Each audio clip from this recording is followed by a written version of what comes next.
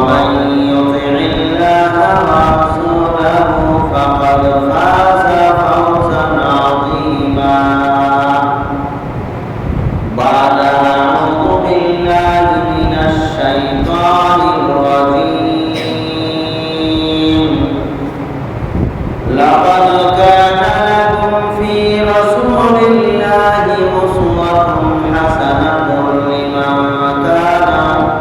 لمن كان يرجو الله واليوم الآخر وذكر الله كثيرا. عن أبي هريرة رضي الله تعالى عنه قال قال رسول الله صلى الله عليه وسلم بعثت لأتمم مكارم الأخلاق رواه في الحديث الصحيح.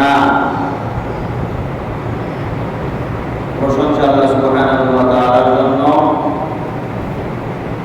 যার শেষ মেহেরবানিতে জিলহজ্জের দ্বিতীয় জুমাতে জুমার সালাত আদায় করার জন্য মসজিদে উপস্থিত হতে পেরেছি। যে আল্লাহ সুবহানাহু ওয়া তাআলা আমাদেরকে তৌফিক দান করেছেন তার আলিশান দরবারে জানাচ্ছি সিজদায় শুকর। সকলে বলছি আলহামদুলিল্লাহ। অতঃপর দরুদ ও সালাম বর্ষিত হোক বিশ্বনবী সাইয়্যিদুল মুরসালিন খাতামুন নবিয়্যিন রাহমাতুল লিল আলামিন নবী মুহাম্মদুর রাসূলুল্লাহ সাল্লাল্লাহু আলাইহি ওয়াসাল্লামের উপর। খুতবার সংক্ষিপ্ত সময়ের আলোচনার বিষয় রাসূল সাল্লাল্লাহু আলাইহি ওয়াসাল্লামের আদর্শ গ্রহণের গুরুত্ব। রাসূল সাল্লাল্লাহু আলাইহি ওয়াসাল্লামের আদর্শ গ্রহণের গুরুত্ব সম্পর্কে কোরআন এবং সহিহ সুন্নাহ থেকে গুরুত্বপূর্ণ আলোচনা করে খুতবার পরিসমাপ্তি করব ইনশাআল্লাহ। মা তাওফীক ইল্লা বিল্লাহ আলাইহি তাওয়াক্কালতু ওয়া ইলাইহি উনীব। رب اشرح لي صدري ويسر لي امري واحلل عقدة من لساني يفقهوا قولي। সূরা আহজাবের 21 নম্বর আয়াত আল্লাহ তাআলা বলেন লাকাদ কানা লাকুম ফি রাসূলিল্লাহি উসওয়াতুন হাসানাহ। তোমাদের জন্য উত্তম আদর্শ উত্তম নমুনা হচ্ছে রাসূল সাল্লাল্লাহু আলাইহি ওয়াসাল্লামের মধ্যেই নিহিত। তিনি হচ্ছেন আমাদের জন্য আদর্শ। লিমান কানা ইয়ারজুল্লাহ ওয়াল ইয়াওমাল আখির। যে ব্যক্তি আল্লাহ তাআলার প্রতি ঈমান আনয়ন করে, বিশ্বাস স্থাপন করে, আল্লাহর সাথে সাক্ষাৎ কামনা করে, আল্লাহর সাথে উপস্থিত হওয়াকে ভয় করে, ইয়ারজুল্লাহ আল্লাহর সাথে সাক্ষাতের আশা রাখে, ওয়াল ইয়াউমাল আখির এবং পরকালের প্রতি বিশ্বাস স্থাপন করে, ওয়া যাকারাল্লাহা কাসীরা এবং অধিক হারে আল্লাহকে স্মরণ করে। এই শ্রেণীর মানুষের জন্য আদর্শ গ্রহণের একমাত্র পথ হচ্ছে রাসূল সাল্লাল্লাহু আলাইহি ওয়াসাল্লামের আদর্শ গ্রহণ করা। দুনিয়াবি কোনো মানুষের আদর্শ নয়, দুনিয়াবি কোনো নেতার আদর্শ নয়, দুনিয়াবি কোনো শিক্ষাবিদের আদর্শ নয়, দুনিয়াবি কোনো বড় ধরনের কোনো ব্যক্তিত্বের আদর্শ নয়।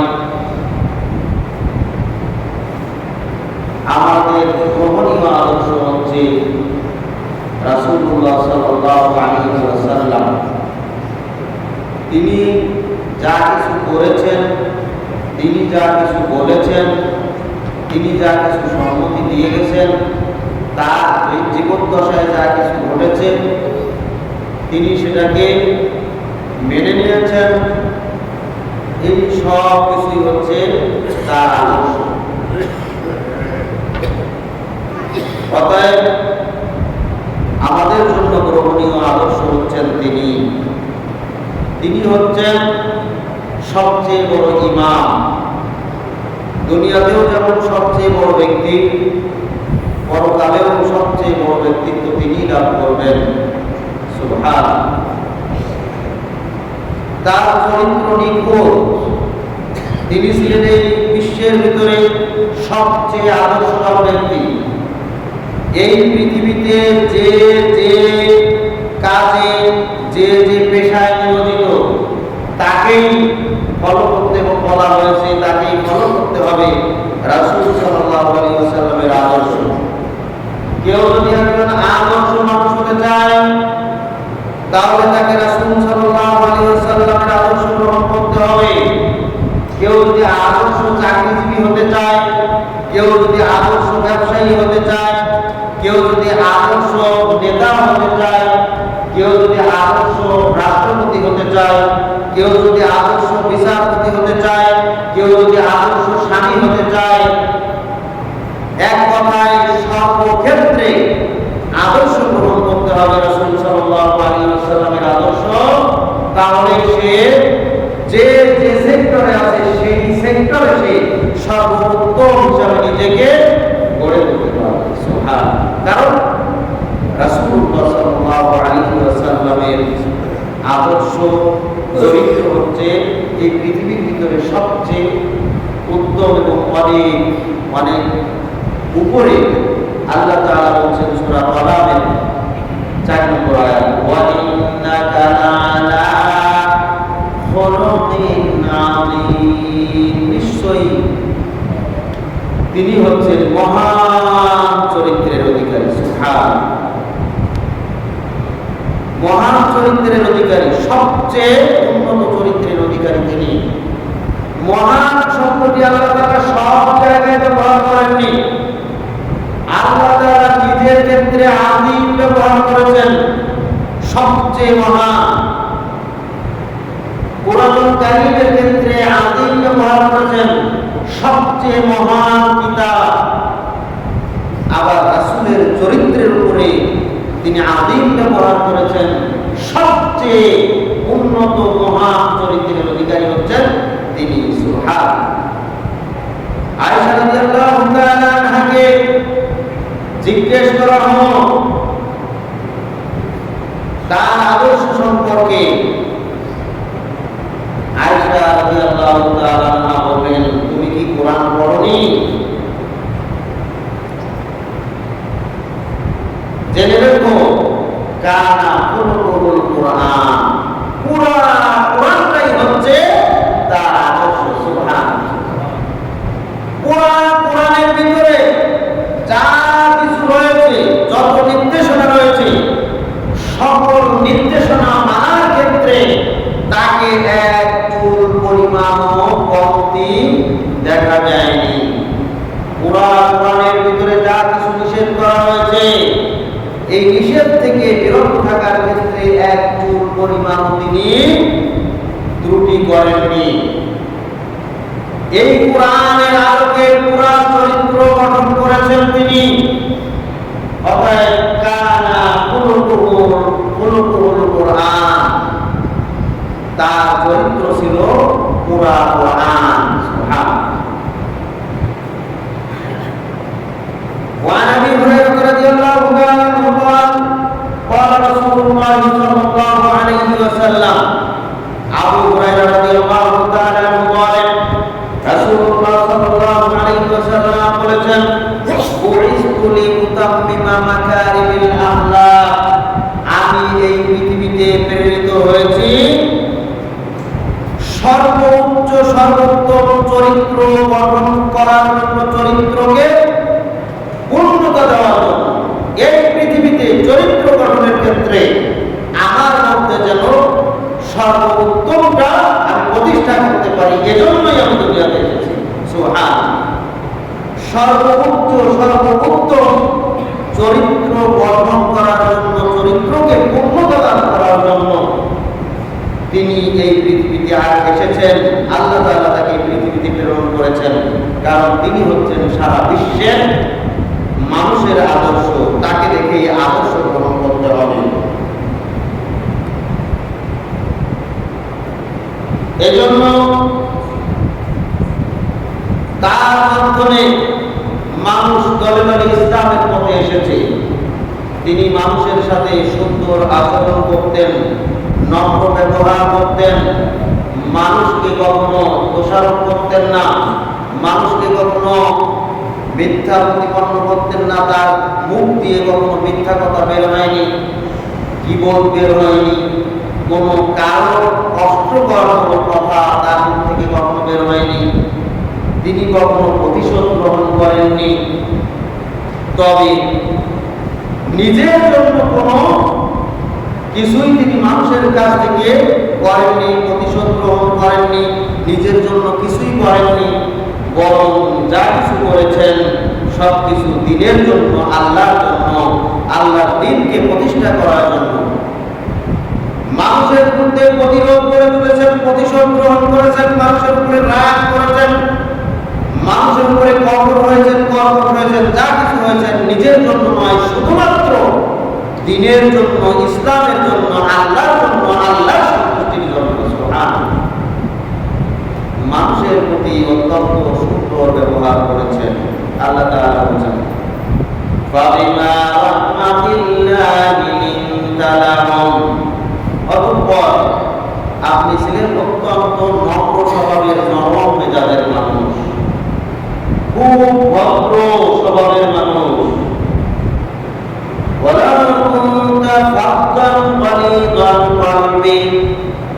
যদি আপনি মানুষের প্রতি কঠোর হতেন, কঠিন হতেন, মানুষের উপরে রাগ করতেন, রাগান্বিত হতেন, ক্ষিপ্ত হয়ে যেতেন, তাহলে মানুষেরা আপনার পাশ থেকে কেটে পড়তো, তারা কেউ আপনার কথা শুনতো না। মানুষ আপনার কথা শুনে, কারণ আপনার কথা খুব সুন্দর, মানুষ শুনলেই তার মজা লাগে, সে মনোযোগ দিয়ে শোনে। সুবহানাল্লাহ। সকল মানুষকে মূল্যায়ন করতেন, ধনী গরিব, নিরীহ সমাজ, একেবারে সমাজে যার কোনো মূল্যায়ন নাই, এরকম একেবারে নিম্ন শ্রেণীর মানুষ সবাই তার কাছে সমান ছিল। সুবহানাল্লাহ। সবার সাথে এমন ব্যবহার করতেন, সবাই তাকে মনে করত যে আমাকেই আল্লাহ রাসূল সবচেয়ে বেশি মহব্বত করেন, ভালোবাসেন, এবং তার কাছে আমি সবচেয়ে বেশি গুরুত্বপূর্ণ, উত্তম ব্যক্তি। সুবহানাল্লাহ। আমর ইবনে আস রাদিয়াল্লাহু তাআলা বলেন, রাসূলুল্লাহ সাল্লাল্লাহু আলাইহি ওয়াসাল্লাম একেবারে নিম্ন শ্রেণীর মানুষের কথা মনোযোগ সহকারে শুনতেন, তাদেরকে গুরুত্ব দিতেন, তাদেরকে মূল্যায়ন করতেন, তাদেরকে ভালোবাসতেন, এবং তারাও ছিল তার কাছে খুব গুরুত্বপূর্ণ ব্যক্তিত্ব। এমনকি আমি আমর ইবনে আস, আমি আল্লাহ রাসূলের সাথে যখন কথা বলতাম, তার সাথে মিশতাম, তিনি আমাকে এমন মূল্যায়ন করতেন, আমার মনে হতো যে আমি মানুষের মধ্যে একজন উত্তম ব্যক্তি। মূল্যায়ন করতেন। একদা আমি রাসূলুল্লাহ সাল্লাল্লাহু আলাইহি ওয়াসাল্লামকে জিজ্ঞেস করলাম, ইয়া রাসূলুল্লাহ, কে আপনার কাছে উত্তম, আমি আমর নাকি আবু বকর? আল্লাহ বললেন, আবু বকর সবচেয়ে উত্তম। সুবহানাল্লাহ। এরপরে আমর ইবনে আস দ্বিতীয় পর্যায়ে আবার জিজ্ঞেস করলেন, ইয়া রাসূলুল্লাহ, আপনি আমাকে বলে দিন, আমি আমর আপনার কাছে উত্তম ব্যক্তি নাকি ওমর রাদিয়াল্লাহু তাআলা আপনার কাছে উত্তম ব্যক্তি? তখন আল্লাহর নবী বললেন, অবশ্যই তোমার চাইতে ওমর আমার নিকটে উত্তম ব্যক্তি। সুবহানাল্লাহ। এরপরে আবার আমর ইবনে আস জিজ্ঞাসা করলেন, ইয়া রাসূলুল্লাহ, আপনার নিকটে আমি সবচেয়ে উত্তম ব্যক্তি নাকি উসমান সবচেয়ে উত্তম ব্যক্তি? আল্লাহ নবী নির্দ্বিধায় বলে দিলেন, তোমার চাইতে উসমান আমার নিকটে উত্তম ব্যক্তি। সুবহানাল্লাহ। অথচ আমার মনে করেছিল যে তিনি আল্লাহ রাসূলের কাছে সবচেয়ে উত্তম ব্যক্তি। অর্থাৎ প্রত্যেকটা মানুষ যারাই তার সাথে কথা বলতেন, প্রত্যেক ব্যক্তিকে আল্লাহ রাসূল এমন ভাবে গুরুত্ব দিতেন, ওই ব্যক্তি মনে করত আমি তার কাছে সবচেয়ে উত্তম ব্যক্তি। সুবহানাল্লাহ। অর্থাৎ আল্লাহ রাসূল আমরকে সত্য কথা বলে দিলেন, কে সবচেয়ে উত্তম তার নিকটে। পর্যায়ক্রমে আবু বকর, তারপরে ওমর, তারপরে উসমান তার কাছে উত্তম ব্যক্তি, সবচেয়ে বেশি উত্তম ব্যক্তি। এরপরে নিজেকে সংযত করলেন এবং কিছুটা লজ্জিত হয়ে চিন্তা করলেন যে এই প্রশ্নটা আল্লাহ রাসূলকে না করাটাই ভালো ছিল। অর্থাৎ তিনি বলতে চাচ্ছেন আল্লাহ রাসূলের কাছে প্রত্যেক ব্যক্তি কেমন উত্তম। তিনি মানুষের সাথে হাস্যোজ্জ্বলভাবে কথা বলতেন, কারণ তিনি বলেছেন মানুষের সাথে হাসি মুখে কথা বলাটাও একটা সাদাকা। কখনো মানুষের সামনে গোমরা মুখ করে থাকতেন না, মুখ ভার করে থাকতেন না, সবসময় হাস্যোজ্জ্বল করে থাকতেন, চেহারাকে মলিন করে রাখতেন না, যাতে করে সবাই তার প্রতি সন্তুষ্ট হয়ে যায়। তিনি মানুষের সাথে হাসি মুখে কথা বলতেন, এমনকি মানুষের সাথে কৌতুক পর্যন্ত করতেন, অর্থাৎ মানুষের মনে আনন্দ নিয়ে কথা বলতেন। আবু হুরায়রা রাদিয়াল্লাহু তাআলা বলেন, রাসূল সাল্লাল্লাহু আলাইহি ওয়াসাল্লাম আমাদের সাথে মাঝে মাঝে কৌতুক করতেন, কিন্তু কখনো মিথ্যা কথা বলে কোনো কৌতুক করতেন না। তার কৌতুকের মধ্যেও ছিল শিক্ষা, তার কৌতুকও ছিল একটি সত্যবাদী। সুবহানাল্লাহ। আয়েশা রাদিয়াল্লাহু তাআলা বলেন, একদা একজন বৃদ্ধা লোক আমার নিকটে আসলো। আসার পরে আল্লাহ রাসূলকে বললেন, ইয়া রাসূলুল্লাহ, ইয়া হাবিবাল্লাহ, আমার জন্য দোয়া করুন যেন আল্লাহ তাআলা আমাকে জান্নাত দান করেন। সুবহানাল্লাহ। আল্লাহর নবী কৌতুক করে বললেন যে কোন বৃদ্ধা মানুষ জান্নাতে যাবে না, কারণ ওই বৃদ্ধা বয়স্ক মহিলা, সে একবার বৃদ্ধা, বুড়া হয়ে গেছে, ও কষ্ট পেয়ে গেল। আল্লাহ রাসূল বলছে না, কোন বৃদ্ধা মানুষ জান্নাতে যাবে না। মহিলাটি খুব কষ্ট পেল। আয়েশা রাদিয়াল্লাহু তাআলা জিজ্ঞাসা করলেন, ইয়া রাসূলুল্লাহ, কেন, কারণটা কি? এই বৃদ্ধা মানুষ কেন জান্নাতে যাবে না? তখন আল্লাহ রাসূল আয়াত পাঠ করে বললেন, ইন্না আনশা'নাহুন্না ইনশা'a। নিশ্চয়ই আল্লাহ তাআলা জান্নাতি নারীদের এমন কিছু গুণাবলী দান করবেন, এমন কিছু বৈশিষ্ট্য দান করবেন, এমন কিছু মর্যাদা দান করবেন,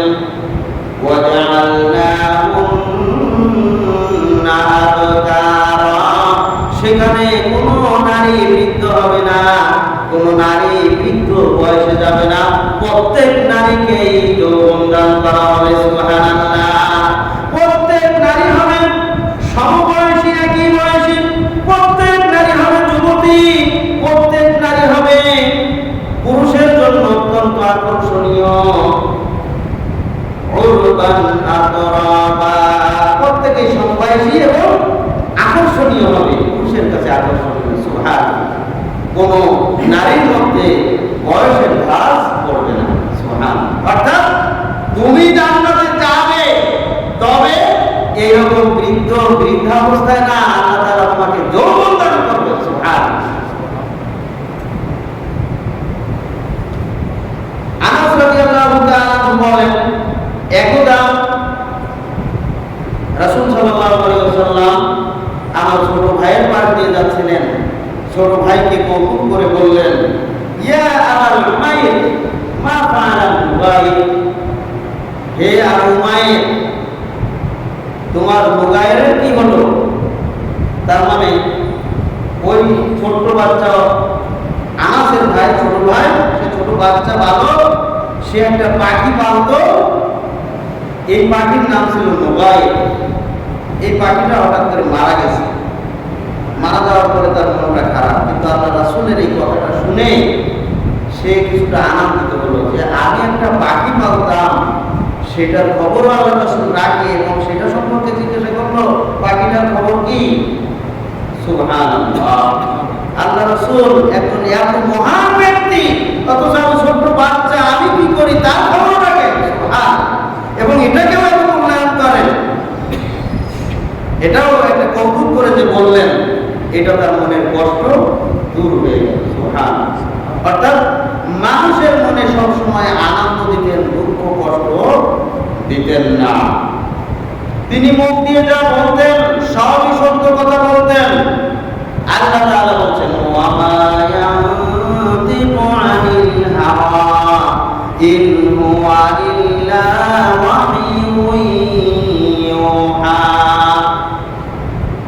আমার রাসূল মুখ দিয়ে কোনো কথা বলেন না, তার মস্তিষ্ক প্রসূত কোনো কথা, প্রেম থেকে কোনো কথা বলেন না, নিজের মন গড়া কোনো কথা বলেন না, নিজের পক্ষ থেকে কথা বলেন না। যা কিছু তার মুখ দিয়ে বের হয়, যা কিছু তিনি বলেন, সব কিছুই আল্লাহর পক্ষ থেকে যা তার উপরে ওহী করা হয়েছে, সেই ওহীর কথাই কেবল তার মুখ দিয়ে বের করেন। সুবহানাল্লাহ। ইন হুয়া ইল্লা ওয়াহয়ুন ইউহা। তিনি কথা বলেন কেবল আল্লাহর পক্ষ থেকে যে ওহী পেয়েছেন সেই ওহী। অতএব তার কথা মুখ দিয়ে যা বের হয়েছে সবই সঠিক কথা। সুবহান। এরপরে বহু মানুষ তার বিরোধী ছিল, কাফেররা তার বিরুদ্ধে লিপ্ত হতো, তার বিরুদ্ধে অপপ্রচার করত যে মুহাম্মদ পাগল হয়ে গেছে। আল্লাহ তাআলা আয়াত নাযিল করে জানিয়ে দিলেন, ওয়া মা সাহিবুকুম বিমাজনুন। তোমাদের সাথী পাগল না, তিনি আল্লাহর পক্ষ থেকে প্রেরিত রাসূল। তোমরা তার কথা মেনে নাও, আল্লাহর দিকে ফিরে আসো। সুবহান। কাফেররা চিন্তা করলো মুহাম্মদ কি আসলেই পাগল হয়ে গেছে, দেখি তো একটু যে আসলে কি বলে, সে মানুষকে কিসের দাওয়াত দেয়। বিশ্বনবীর দরবারে গোপনে কিছু কাফেররা ওর পেতে শুনতেছে আসলে কি বলে। আল্লাহ নবী তেলাওয়াত করতেছেন, ফালাইসা লাহুল ইয়াওমা হাহুনা হামীম ওয়ালা তুআমুন ইল্লা মিন গিসলিন লা ইয়াকুলুহু ইল্লাল খাতিউন ফালা উকসিমু বিমা তুবসিরুন ওয়া মা লা তুবসিরুন ইন্নাহু লাকাওলু রাসূলিন কারীম। সূরা হাক্কার শেষ অংশের এভাবে যখন তেলাওয়াত শুনলেন তারা মনোমুগ্ধকর ভাবে তারা তেলাওয়াত শুনতেছেন। আর একজন ব্যক্তি মনে মনে বলছেন যে কি সুন্দর তিনি কবি, কবিতার ভাষায় কত সুন্দর ভাবে কবিতা পাঠ করে যাচ্ছে, এত সুন্দর কবি। পরক্ষণে আয়াত আসবে সূরার ভিতরে, ওয়া মা হুয়া বিকাউলি শাইরিন কালিলাম মা তুমিনুন। সুবহান। আয়াত শুনতেছে আর বলতেছে এত সুন্দর কবি, এত সুন্দর কবিতা আবৃত্তি করতে পারে। তখনই তার মুখ থেকে পড়া বের হলো, মা হুয়া বিকাউলি শাইর, তিনি কোন কবি নন। সুবহান। কালিলাম মা তুমিনুন। আসলে তিনি যেদিকে তোমাদেরকে আহ্বান জানাচ্ছে এটা হচ্ছে আল্লাহর বাণী, কিন্তু অল্প সংখ্যক লোক ছাড়া তার এই দাওয়াত কেউ কবুল করছে না। এই জবাব যখন পেয়ে গেল, ওই চিন্তার মধ্যে ব্যক্তির জবাব চিন্তা করতে লাগলেন। আমি মনে মনে একটা কল্পনা করলাম হয়তো তিনি কবি, কিন্তু কি আশ্চর্য বিষয়, তিনি যে কবি না, ওই কবিতার মধ্যেই বলে দিয়েছেন, তাহলে নিশ্চয়ই তিনি গণক হবেন, তিনি কোন জ্যোতিষী হবেন না, হলে আমার অন্তরের খবর জানতে পারবো কিভাবে। পরের আয়াত আল্লাহ নবী তেলাওয়াত করলেন, ওয়ালা বিকাউলি কাহিনিন কালিলাম মা তাযাক্কারুন। তিনি কোন গণক নন, তিনি কোন জ্যোতিষী নন, আসলে তিনি একজন আল্লাহর রাসূল, কিন্তু তোমরা খুব কমই তার উপদেশ গ্রহণ করে থাকো। সুবহান। তানজিলুম মির রাব্বিল আলামিন। তিনি যা তেলাওয়াত করেন, পাঠ করেন, এটা হচ্ছে আল্লাহর পক্ষ থেকে, বিশ্ব জগতের প্রতিপালকের পক্ষ থেকে প্রেরিত, নাযিলকৃত কিতাব আল কোরআন। সুবহান। এই নবীকে আল্লাহ তাআলা এমন গুণ এমন বৈশিষ্ট্য দিয়ে প্রেরণ করেছেন, তিনি নিজে থেকে তো কোনো কথা বলা পরের কথা, যদি এই শরীয়তের ভিতরে এই দিনের ভিতরে এমন কোন কথা বলার চেষ্টা করতেন যেই কথাটা আমি আল্লাহ আমার কথা নয় বরং তার নিজের কথা বলার সাথে সাথে আমি আল্লাহ ওয়ালাউ তাকাওয়ালা আলাইনা বাদাল আকাবির, সাথে সাথে আমি তাকে ধরে ফেলতাম। ওয়ালাউ তাকাওয়ালা আলাইনা বাদাল আকাবির, যখনই তার মস্তিষ্ক থেকে কোনো কথা বলতো তাকে সাথে সাথে আমি তাকে পাকড়াও করতাম। লা আখাযনা মিনহু বিল ইয়ামিন, আমি তার ডান হাতটাকে ধরে ফেলতাম। সুম্মা লাকাতানা মিনহুল ওয়াতিন, এবং এরপরে আমি তার জীবন ধ্বনি নিভিয়ে দিতাম, তার এই মস্তককে আলাদা করে দিতাম, কেটে ফেলে দিতাম।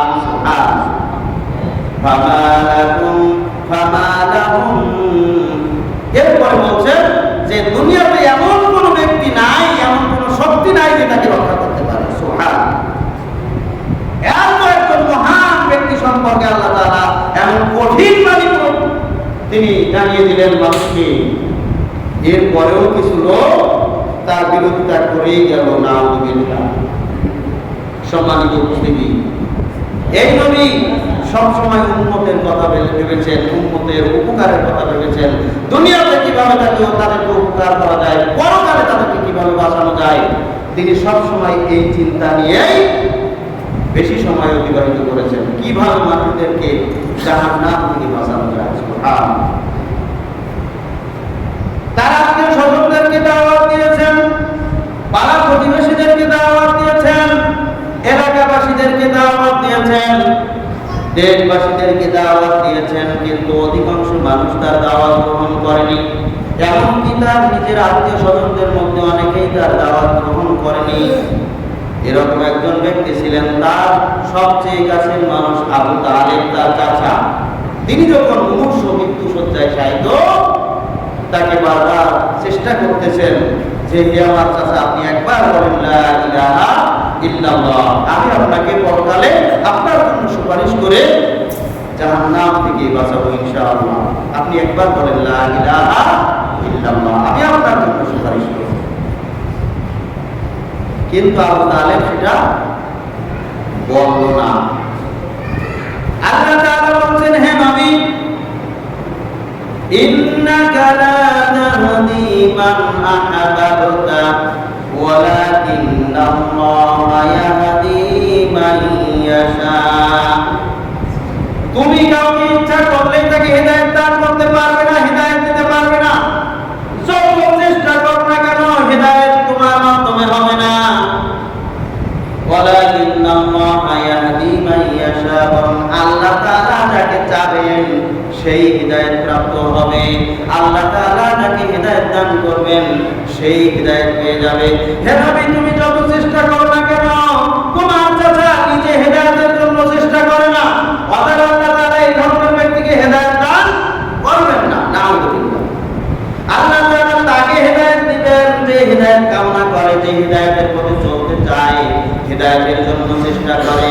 ওয়াল্লাযীনা জাআউ ফীনা লানাহদিয়ান্নাহুম সুবুলানা, যারা আমার রাস্তায় চলার জন্য, হিদায়াতের পথে চলার জন্য, জাহান্নাম থেকে বাঁচার জন্য, জান্নাত পাওয়ার জন্য চেষ্টা করে, সাধনা করে, প্রচেষ্টা চালায়, আমি আল্লাহ তাদেরকে হিদায়াতের রাস্তা দেখাই, জান্নাতের পথ সহজ করে দেই।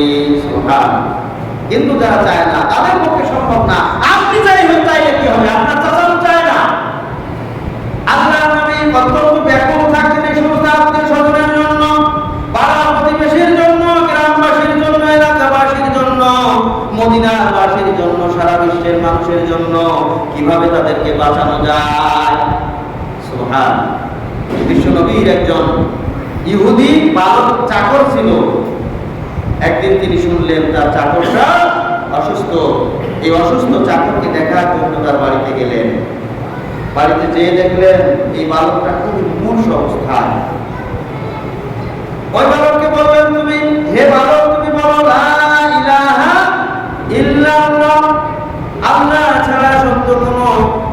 নাই, ঘোষণা দাও তুমি কালেমা পাঠ করে মুসলমান হয়ে যাও, কারণ তোমার জীবন এখনই বের হয়ে যাবে। তুমি যদি কালেমা না পাঠ করে মারা যাও তাহলে পরকালে মুক্তি পাবে না। তার বাবাও ছিল ইহুদি। বালকটি চিন্তিত হয়ে পড়লো যে এখন যদি আমি আমার মালিক মুহাম্মদ সাল্লাল্লাহু আলাইহি ওয়াসাল্লামের কথা মেনে নেই তাহলে আমার বাবাও কষ্ট পাবে, আমার লোকজন কষ্ট পাবে। এখন আমি বলবো নাকি বলবো না, মনে চাচ্ছে বলে দেই, কিন্তু আবার আত্মীয় স্বজনের কথা, বাবার কথা চিন্তা করে না জানি আমাকে ধমক দেন, না জানি আমাকে তিরস্কার করেন, না জানি আমাকে কষ্ট দেন। চিন্তায় চিন্তিত, এরকম চিন্তিত অবস্থায় বলবেন কি বলবেন না ইতস্তত বোধ করতেছেন। তার বাবার পক্ষ থেকে মাথা নাড়িয়ে তাকে বলা হলো, হ্যাঁ তুমি বলো, মুহাম্মদ সাল্লাল্লাহু আলাইহি ওয়াসাল্লাম তোমাকে যা বলতে বলছে সেটা বলে দাও। সুবহানাল্লাহ। এবার কালেমা পড়লেন, আল্লাহর নবীর সাথে কালেমা পড়লেন, আশহাদু আল্লা ইলাহা ইল্লাল্লাহু ওয়া আশহাদু আন্না মুহাম্মাদান আবদুহু ওয়া রাসূলুহু। এই কালেমা পাঠ করে মুসলমান হয়ে গেলেন। তার কিছুক্ষণ পরেই এই বালকটা দুনিয়া ছেড়ে আল্লাহর কাছে চলে গেল, পরবারে বাড়ি দিয়ে দিল।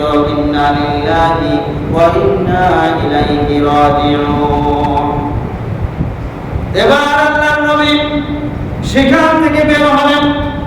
বের হওয়ার পরে আল্লাহর শুকরিয়া আদায় করলেন, আল্লাহর কৃতজ্ঞতা প্রকাশ করে বললেন, আলহামদুলিল্লাহিল্লাযী আনকাযাহু বিয়া মিনান নার। আমি ওই আল্লাহর শুকরিয়া আদায় করছি, ওই আল্লাহর প্রশংসা করছি যিনি আমার মাধ্যমে একজন জাহান্নামী ব্যক্তিকে জাহান্নাম থেকে রক্ষা করে জান্নাত দান করেছেন। সুবহানাল্লাহ। আল্লাহ রাসূল খুশি হয়ে গেলেন, খুশি হয়ে তিনি আল্লাহর শুকরিয়া আদায় করলেন, আলহামদুলিল্লাহ আমার প্রচেষ্টায় একজন জাহান্নামী মানুষ জান্নাতি হয়ে গেল। সুবহানাল্লাহ। উম্মতের জন্য সবসময় পেরেশান থাকতেন, চিন্তিত থাকতেন। দুনিয়াতে উম্মতের জন্য পেরেশান চিন্তিত, পরকালে উম্মতের জন্য চিন্তিত থাকবেন, পেরেশান থাকবেন। সুবহানাল্লাহ। এরকম দয়াবান নবী যার সম্পর্কে আল্লাহ তাআলা বলছেন, ওয়ামা আরসালনাকা ইল্লা রাহমাতাল লিল আলামিন। হে নবী, আমি আপনাকে জগৎবাসীর জন্য রহমত স্বরূপ প্রেরণ করেছি। সুবহানাল্লাহ। সমস্ত মানুষের ভিতরে আপনি তাদের জন্য রহমত, বিশেষ রহমত, আপনি তাদের রহমতের একটা মাধ্যম। সুবহানাল্লাহ। এত দয়া নবী, এত রহমতের নবী, এত নরম স্বভাবের হওয়ার পরেও আল্লাহ তাআলা তাকে আরেকটি বৈশিষ্ট্য দান করেছেন। আল্লাহ তাআলা বলেন, ওয়ামা মুহাম্মাদুর রাসূলুল্লাহ ওয়াল্লাযীনা মাআহু আশিদ্দাউ আলাল কুফফারি রুহামাউ বাইনাহুম। মুহাম্মদ আল্লাহর রাসূল, তিনি নিজে এবং তার যে সাথী সঙ্গীরা ছিল তারাও, তাদের এমন বৈশিষ্ট্য, এমন গুণ, আশিদ্দাউ আলাল কুফফার, তারা বাতিলের প্রতি কঠোর, অন্যায়ের প্রতিবাদকারী, অন্যায়ের বিরুদ্ধে অত্যন্ত কঠোর, কঠিন, অন্যায়কে কখনো মেনে নেয় না। আল্লাহর নবী নিজে অন্যায়কে মেনে নেন না, তার সাহাবীরাও, তার সঙ্গী সাথীরা অন্যায়কে মেনে নেয় না, অন্যায়ের বিরুদ্ধে কঠোর প্রতিরোধ করে তোলে, অন্যায়ের বিরুদ্ধে কঠোর। রুহামাউ বাইনাহুম, আবার পরস্পরের প্রতি বিনয়ী। এতক্ষণ যে আলোচনা করলাম এটা মানুষের সাথে স্বাভাবিক আচরণে তিনি বিনয়ী, কিন্তু বাতিলের প্রতি কঠোর। এজন্য আল্লাহর নবী এভাবে যখন মানুষদেরকে খুতবা দিতেন, উপদেশ দিতেন, তখন অত্যন্ত সুন্দর ভাষায় বলতেন, কিন্তু এমন এমন কিছু ক্ষেত্র ছিল যেই সকল ক্ষেত্রে তার খুতবাটাও ছিল অত্যন্ত কঠোর, কঠিন ছিল, কঠোর ভাষায় খুতবা দিতেন। ওয়ান জাবির ইবনে আব্দুল্লাহ রাদিয়াল্লাহু তাআলা আনহু قال كان رسول الله صلى الله عليه ইযা খাতাবা ইহমারাত আইনাহু। রাসূল সাল্লাল্লাহু আলাইহি ওয়াসাল্লাম সব জায়গায় নরম, সব জায়গায় বিনয়ী, সব জায়গায় সুন্দর, মানে ভাষী ছিলেন না, আবার কঠোরতাও অবলম্বন করতেন। এটাও আল্লাহ তাআলার নির্দেশ যে আল্লাহ তাআলা বাতিলের প্রতি কঠোর হতে বলেছেন। এজন্যই ইযা খাতাবা, মাঝে মাঝে এমন খুতবা দিতেন ইহমারাত আইনাহু, তার চক্ষু লাল হয়ে যেত, ওয়া আলা সাওতাহু, তার কণ্ঠ খুব উঁচু হয়ে যেত,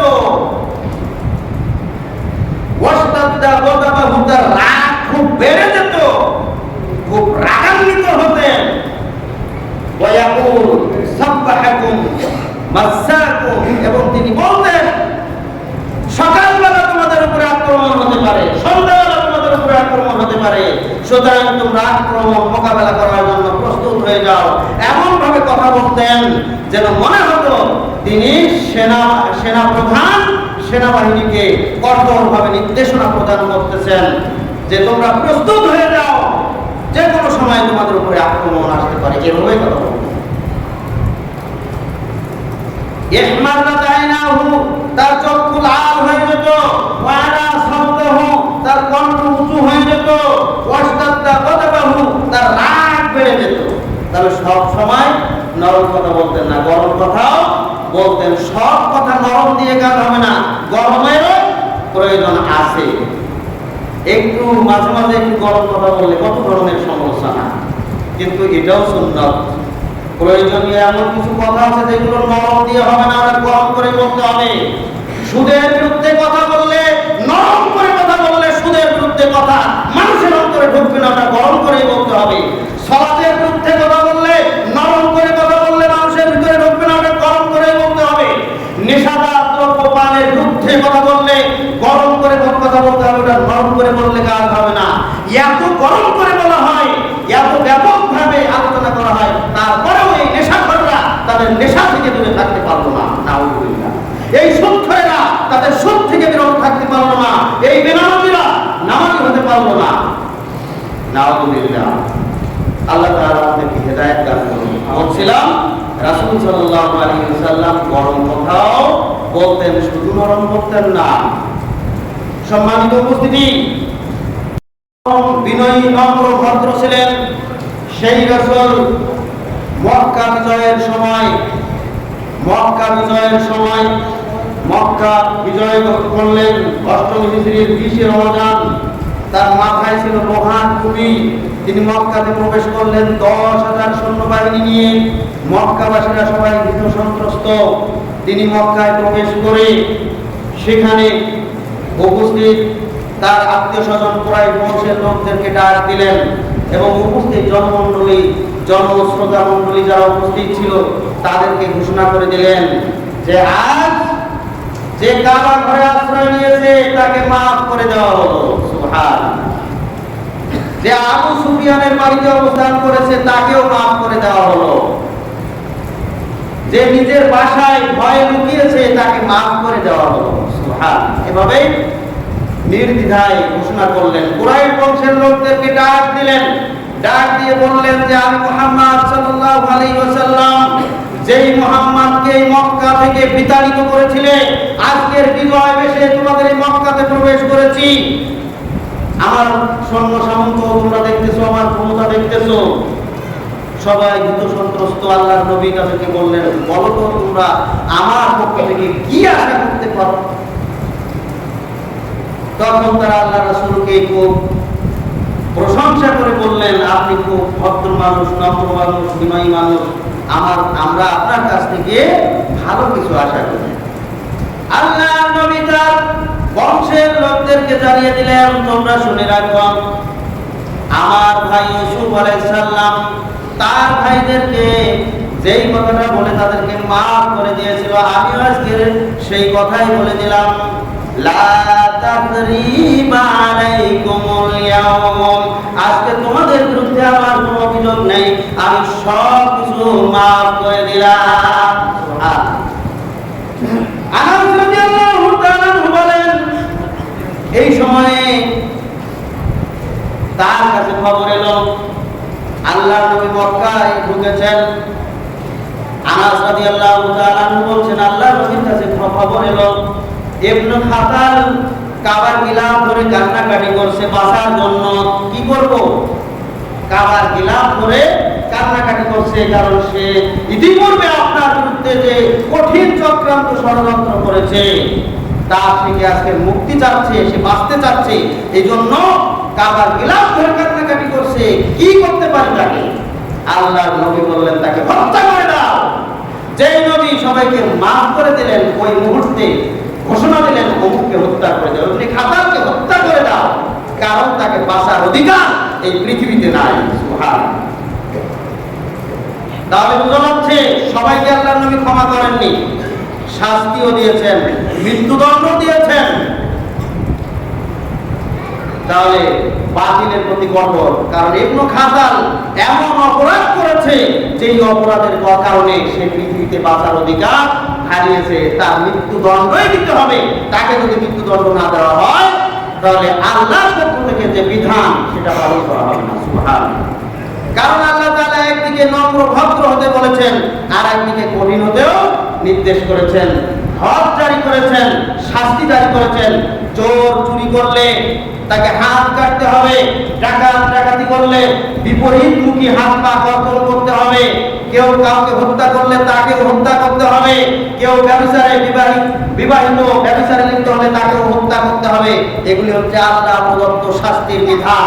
এই বিধান জারি করার ক্ষেত্রে নবী মুহাম্মদ সাল্লাল্লাহু আলাইহি ওয়াসাল্লাম এক চুল পাও পিছপা হননি, তিনি এগুলি জারি করে দিয়েছেন। সুবহানাল্লাহ।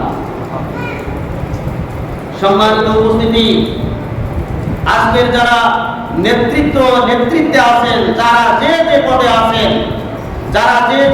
আছেন, তাদেরকে তাদের এই পদ অনুযায়ী, তাদের দায়িত্ব অনুযায়ী একদিকে যেমন নিজেরা বিনয়ী হবেন আর একদিকে তেমনি বাতিলের প্রতি কঠোর হতে হবে, কঠিন হতে হবে।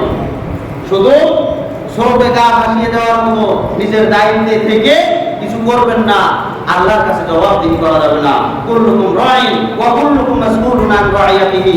রাসূল সাল্লাল্লাহু আলাইহি ওয়াসাল্লাম বলেন তোমরা প্রত্যেকেই দায়িত্বশীল এবং তোমাদের প্রত্যেককে তোমাদের দায়িত্ব সম্পর্কে আল্লাহর কাছে জিজ্ঞাসা করতে হবে। সম্মানিত উপস্থিতি, একটা সর্বশেষ একটা মেসেজ আমি দিয়ে শেষ করছি। মিরাপাড়া মসজিদ কমিটির পক্ষ থেকে তারা পরামর্শ করে একটা উদ্যোগ গ্রহণ করেছে। এই মিরাপাড়া সমাজে কোনো নেশাগ্রস্ত ব্যক্তি এবং নেশার বিক্রেতা ব্যক্তি থাকতে পারবে না, এবং আমরা হব মডেল, আমাদেরকে দেখে আশেপাশের সবার জন্য পরিবর্তন হয়ে যায়। কমিটির পক্ষ থেকে, মসজিদ কমিটির পক্ষ থেকে তারা মিটিং করে সিদ্ধান্ত নিয়ে এই সমাজে কারা কারা ইয়াবা ট্যাবলেট বিক্রি করে এবং সেবন করে প্রত্যেককে ধরা হবে এবং তাদেরকে কঠোরভাবে নিষেধ করা হবে। তারপর অ্যাকশনে যাব।